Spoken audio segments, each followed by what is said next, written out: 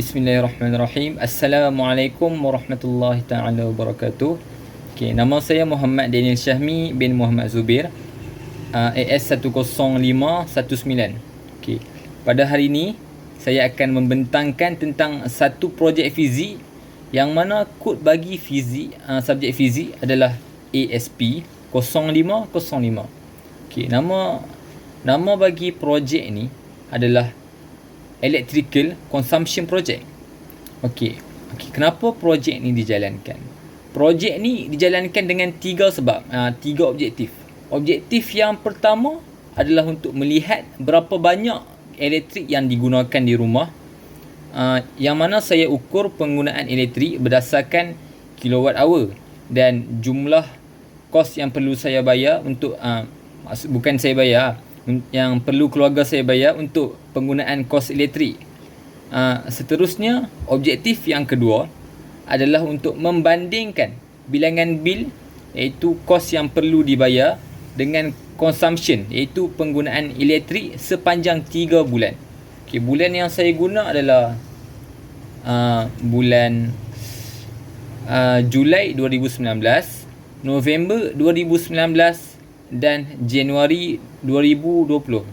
Okey, bulan-bulan ni dia tak berturutan sebab hanya 3 bil elektrik ni je yang dijumpai di rumah saya setelah beberapa minggu mencari. Okey, objektif yang terakhir adalah untuk menyarankan atau memberi beberapa cara yang boleh digunakan untuk mengurangkan kos bil elektrik di rumah. Okey, rumah saya adalah rumah banglo dengan yang bersaizkan 50 darab 50.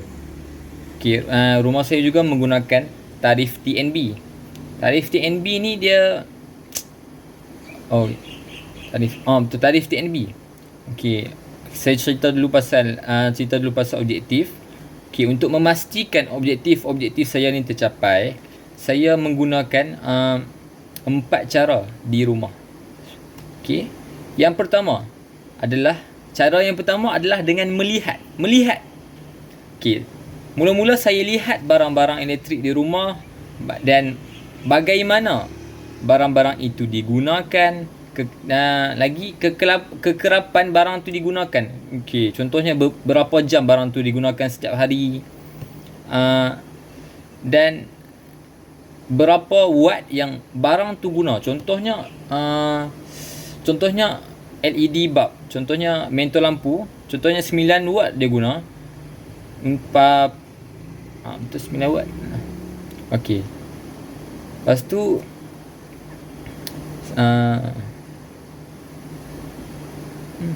seterusnya, cara yang kedua untuk memastikan objektif saya tercapai adalah saya dengan saya menganggarkan. Saya bagi contoh, setrika, iron. Iron ni adalah satu barang elektrik yang dia guna tenaga elektrik yang sangat banyak. Sebab apa dia guna tenaga yang banyak? Sebab dia nak memanaskan besi tu untuk haba kan. So bila dia nak menaikkan haba logam, dia memerlukan tenaga elektrik yang sangat banyak. Jadi saya boleh anggarkan, apabila keluarga saya gunakan iron tu dalam kuantiti yang banyak dalam satu bulan, maka possibility untuk bil elektrik itu tinggi adalah kos bil elektrik tu banyak adalah tinggi. Contohnya saya gunakan iron pada bulan ni banyak, maka kos bil elektrik tu akan meningkat. Okey, macam tu. Okey, dan untuk memastikan apa yang saya anggaran yang tepat, kita akan guna cara yang ketiga, iaitu calculation. Calculation ni kita nak bagi tepat lah. Kira semua penggunaan elektrik tu saya kira dalam jadual. Saya buat jadual, saya kira. Okey. Aircon guna berapa consumption dia, berapa jam sehari, dan kita calculate lah semua penggunaan barang-barang elektrik di rumah. Dan akhir sekali sampailah dah habis tiga-tiga tu, kita akan sampai akhir sekali, iaitu buat kesimpulan. Okey, keluarga saya guna kat rumah saya guna takrif TNB, yang mana TNB ni dia menetapkan penggunaan 200 kilowatt hour yang pertama akan dikenakan sebanyak RM0.218. Manakala 100 kilowatt hour yang kedua akan dikenakan RM0.334. 300 kilowatt hour yang ketiga akan dikenakan sebanyak RM0.516. Dan 300 kilowatt hour yang seterusnya akan dikenakan sebanyak RM0.546. Okey, dan penggunaan elektrik yang melebihi 900 kilowatt hour, dia akan kenakan cas sebanyak RM0.571. Okey, saya pilih 3 bulan yang tidak berturutan dan mempunyai iaitu Julai 2019, November 2019 dan Januari 2020. Semua bulan ni mempunyai perbezaan dalam penggunaan elektrik pada setiap bulan. Setiap bulan ni beza, dia tak sama. Okey, seterusnya pada bulan November 2019, pada bulan November 2019, penggunaan elektrik yang di rumah saya adalah sebanyak pada bulan Julai dulu. Okey, Julai baru November. Pada bulan Julai 2019, penggunaan elektrik di rumah saya mencatat sebanyak 899 kilowatt hour. Iaitu paling tinggi penggunaan elektrik antara 3 bulan ni. Okey, seterusnya pada bulan November 2019, penggunaan elektrik turun sebanyak 710 kilowatt hour. Okey, kenapa benda ini terjadi? Benda ni terjadi sebab berlakunya penurunan drastik pada bulan November ni sebab ramai yang keluarga saya dah tiada di rumah sebab kebanyakannya abang, kakak dan saya sendiri telah pulang ke universiti. Jadi maka bila ramai yang tiada di rumah, penggunaan elektrik juga berkurang. Okey. Manakala pada bulan Januari 2020, penggunaan elektrik adalah sebanyak 679 kilowatt hour, mencatatkan rekod penggunaan elektrik paling rendah dalam ketiga-tiga bulan Sebab apa? Sebab hal ini berlaku sebab keluarga saya cuba untuk mengurangkan penggunaan elektrik. Sebab contohnya keluarga saya tutup kipas apabila keluar bilik. Dia tak membiarkan TV terbuka tanpa ditonton dan bermacam cara lagi. Jumlah kos yang perlu dibayar oleh keluarga saya dalam tempoh 3 bulan ni adalah RM341 pada bulan November 2019, RM291.86 pada November 2019 dan akhir sekali RM274.93 pada bulan Januari 2020. Okey, dari ini pun kita dah dapat nampak apabila penggunaan elektrik berkurang, maka kos bil elektrik juga akan berkurang. Okay, kita dapat lihat pada graf ini consumption against month dan amount against month. Consumption ni penggunaan elektrik melawan bulan dan amount ni bil elektrik melawan bulan.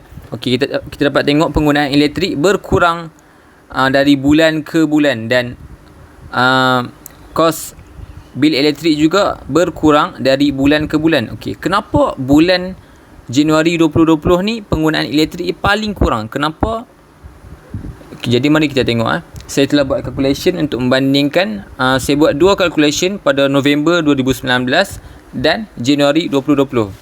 Okey, apa perbezaan dia? Pada November 2019, family saya telah menggunakan kipas sebanyak 21 jam sehari. Manakala mereka menggunakan lampu sebanyak 10 jam sehari. Okey, jadi untuk mengurangkan penggunaan elektrik, mereka pada Januari 2020 mereka mengurangkan penggunaan kipas hanya sebanyak 15 jam sehari dan lampu hanya 8 jam sehari. Mereka cuba untuk menutup kipas apabila keluar dari bilik dan menutup lampu apabila tiada yang menggunakannya. Dengan cara ini, kos bil elektrik telah dikurangkan.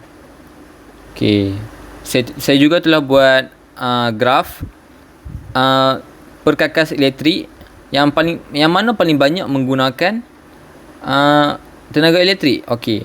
Jadi perkakas elektrik yang paling banyak menggunakan tenaga elektrik adalah aircon, penghawa dingin, air conditioner. Tengok dia, walaupun hanya digunakan 2 jam sahaja sehari, tetapi penggunaan elektrik yang digunakan oleh air conditioner adalah sangat tinggi. Okey. Ini kerana watt bagi air conditioner adalah tinggi, iaitu 1000. Jadi walaupun digunakan hanya sekejap, penggunaan elektrik yang digunakan adalah banyak. Okey, kita juga boleh bandingkan pada November 2019 ni, kipas dan lampu yang digunakan adalah cukup tinggi. Manakala Januari 2020 kita berkurang. Penggunaan ini berkurang. Okey. Saya juga telah buat average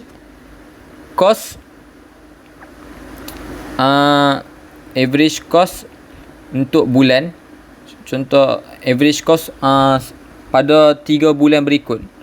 Saya telah tambah dan bahagi dengan 3 dan saya dapat RM302.60.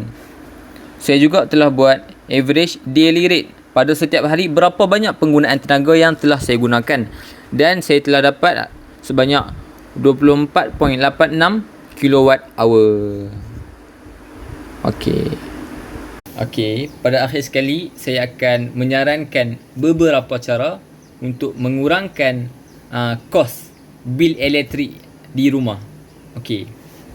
Yang pertama, tutup semua lampu dan kipas yang tidak digunakan. Okey. Macam mana tu?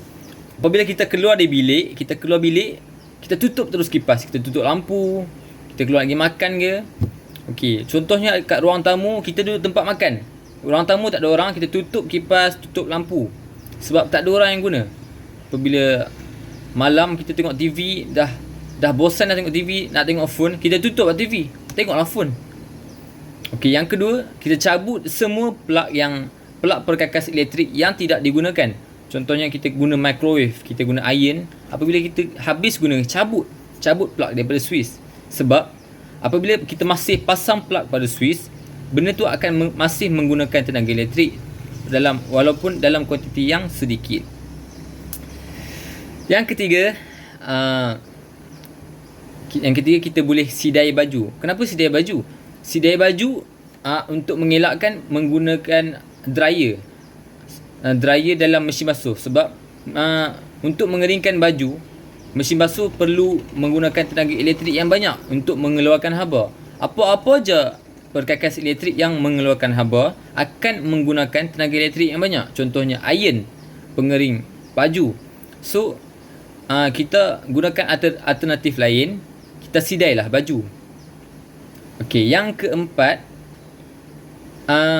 kita boleh memasang lampu yang tidak terlalu menggunakan tenaga elektrik yang banyak. Contohnya LED bulb.